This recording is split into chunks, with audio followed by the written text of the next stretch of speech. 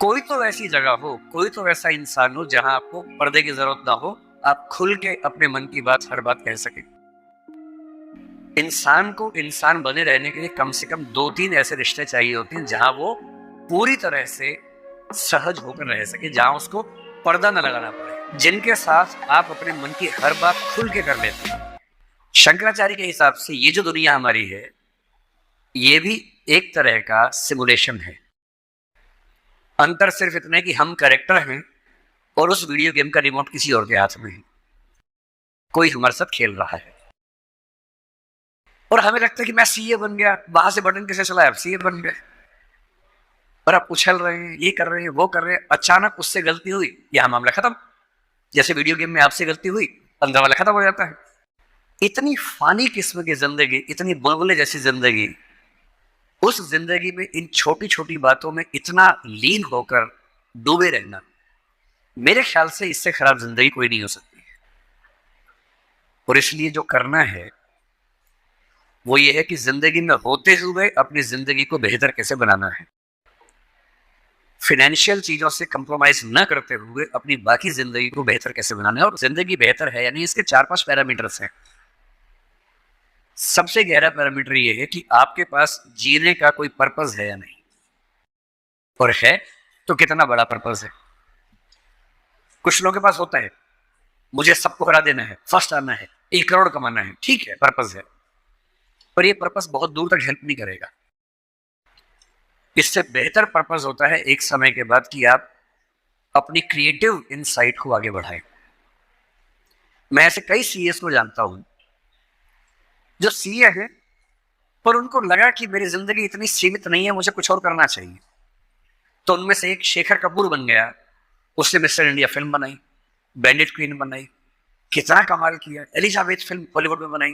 वो chartered accountant है, और उसको एक दिन समझ में आ गया कि मेरा सीए वाले काम से ना जिंदगी कमाल की नहीं हो पाएगी। ठीक है, मैं कुछ कुछ कर लूंगा, लेकिन वैसी नहीं हो पाएगी जैसे मैं चाहता हूं। और बहुत सारे सीए हैं। एक सीए को लगा कि मुझे देश को भी सुधारना चाहिए, वो सुरेश प्रभु बन गया, रेल मंत्री बन गया।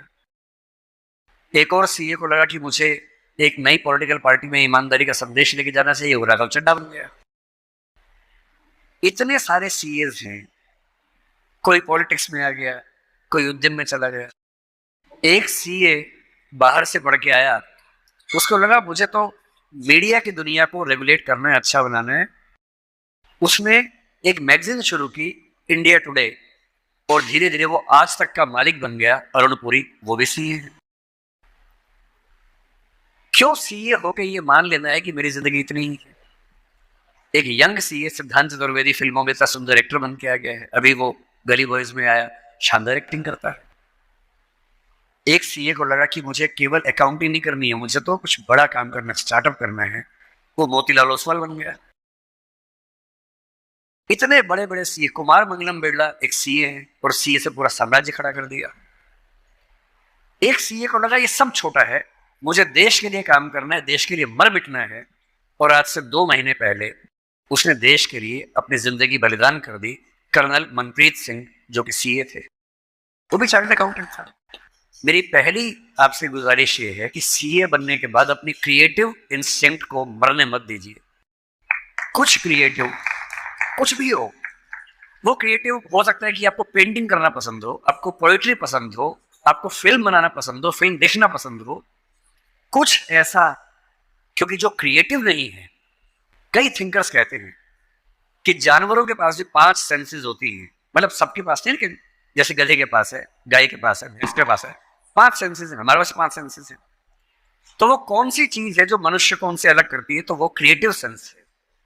और जिसने अपनी क्रिएटिविटी को ही मार दिया, फिर वो तो एक मशीन है, फिर काहे का इंसान है। इसलिए मेरी पहली गुजारिश आप सबसे ये है कि सीए होते हुए कुछ ऐसा क्रिएटिव शौक पाल लीजिए कि दिन में 1 घंटा मस्ती से गुजार सकें उसमें। वो कुछ भी हो, फिल्म देखने से लेकर कविता लिखने तक, पेंटिंग करने तक, कुछ भी हो। गाना हो, गाना सीखिए, सिंगिंग सीखिए, इस उम्र में सीखिए, तबला बजाना सीखिए, हारमोनियम सीखिए, गिटार सीखिए। कुछ ऐसा जो करते हुए डूब जाने का मन करे। बस कुआं खोदना मत सीखना, उसमें डूबे तो मुश्किल हो जाएगा। बाकी कुछ भी जिसमें आपको मजा आता हो सीखिए। दूसरा, एक ऐसा पर्पस जीवन में रखा, बेशक इतना सा पर्पस हो। जैसे आपके लिए सबसे आसान क्या है, अपने आसपास 2 4 5 लोगों को सिर्फ इतना समझा दीजिए कि फाइनेंशियल विजडम जीवन में कैसे काम करती है, अपने पैसे का इस्तेमाल कैसे करना है, पैसा कमा के कैसे सेव करना है, कैसे इन्वेस्ट करना है, क्योंकि उस मामले में आपका मुकाबला कोई कर नहीं पाएगा। या अपने घर के आसपास 3 4 गरीब बच्चों की पढ़ाई का खर्चा उठा लीजिए, उनसे हफ्ते में बार मिलते रहिए, और आप पाएंगे आपके चेहरे पर पहले से ज्यादा चमक आनी शुरू हो गई है, और आपको कंपटीशन, परेशानी, वो जो नफरत का माहौल दिन भर होता है, इसको हरा दूं, उसको हरा दूं, इस सब से मुक्ति मिलने लगी है, और आप अंदर से एक बेहतर इंसान बनने के प्रोसेस में आ रहे हैं। तीसरी बात, आप कितने भी सफल हो, यदि आपके जीवन में कुछ खास रिश्ते ऐसे नहीं हैं, जिन रिश्तों के साथ, चाहे वो प्रेम का हो, विवाह का हो, भाई का हो, बहन का हो, दोस्त का हो, जिनके साथ आप अपने मन की हर बात खुल के कर लेते हैं, तो आपका फाइनेंशियल अकाउंट चाहे कुछ भी हो, दरअसल आप एक दिवालिया इंसान हैं, बैंकरप्ट इंसान है। आपके अकाउंट में कितने जीरो हैं वो काम नहीं आएगा, आपकी जिंदगी का जीरो बहुत बड़ा है। इंसान को इंसान बने रहने के लिए कम से कम 2 3 ऐसे रिश्ते चाहिए होते हैं जहां वो पूरी तरह से सहज होकर रह सके, जहां उसको पर्दा न लगाना पड़े।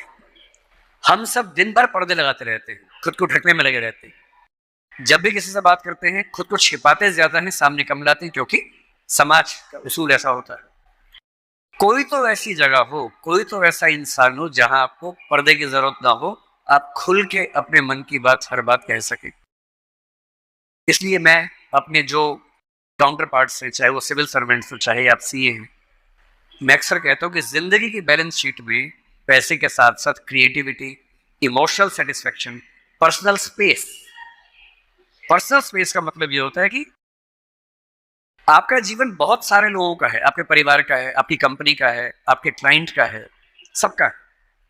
और अक्सर आप देखेंगे कि आपका जीवन सिर्फ आपका नहीं है, बाकी सबका है। दिन भर ऑफिस में रहे, 24 घंटे मिलते हैं, 8 सोने में गुजर गए, 1 2 घंटे तैयार व्यार होने में चले गए, 10। आपकी जॉब कम से कम 8 10 घंटे कम से कम लेती होगी, सीए की जॉब तो बड़ी मुश्किल है, 20 घंटे हो गए। घर पहुंचे, परिवार ने कहा कि हमारा टाइम, पति या पत्नी ने कहा मेरा टाइम, बच्चों ने कहा मेरा टाइम, उनको दिया, सब हो गया, अपने लिए कुछ नहीं बचा। और इसी जद्दोजहद पर एक शायर ने, कृष्ण बिहारी नूर ने, कितनी सुंदर बात लिखी, वो सुन के हिल जाएंगे आप। लगता है कि हम सबकी जिंदगी का स्कैन, एक्सरे निकाल दिया हो। उसने कहा, इतने हिस्सों में बट गया हूं मैं, कंपनी, क्लाइंट, परिवार, बच्चे, स्कूल, ये सारा ठिकाना, इतने हिस्सों में बट गया हूं मैं, मेरे हिस्से में कुछ बचा ही नहीं। जिंदगी से बड़ी सजा ही नहीं, और जुर्म है क्या पता ही नहीं। तो जब जिंदगी के अपने हिस्से आप बांट रहे हो सबके लिए, हो सके, मैं तो करता हूं रोज, हो सके तो रोज कम से कम आधा या 1 घंटा सिर्फ अपने लिए रखना है, जिसको मी टाइम कहते हैं आजकल के लोग। वो मी टाइम कैसे आ सकता है? उसका एक आसान तरीका ये है कि जब आप घर से ऑफिस से घर जाएं, अगर खुद ड्राइव करते हैं, वो मी टाइम हो सकता है। उसमें फोन को ऑफ कर दीजिए, अपने आप से बात करते हुए चलिए, अपने आप से सवाल, अपने आप से जवाब, अपने आप से ठहाका मार रहे हैं, कुछ सोच रहे हैं, उधेड़-बुन में हैं। अगर वो नहीं मिलता टाइम, तो घर पे या ऑफिस में कुछ आधा घंटा निकालिए, कागज पेन लेके बैठिए, कुछ पॉइंट्स नोट कीजिए, और रोज सोचिए कि आज का दिन मेरी जिंदगी को किस तरह से कंट्रीब्यूट करता है, अगर करता है या नहीं करता।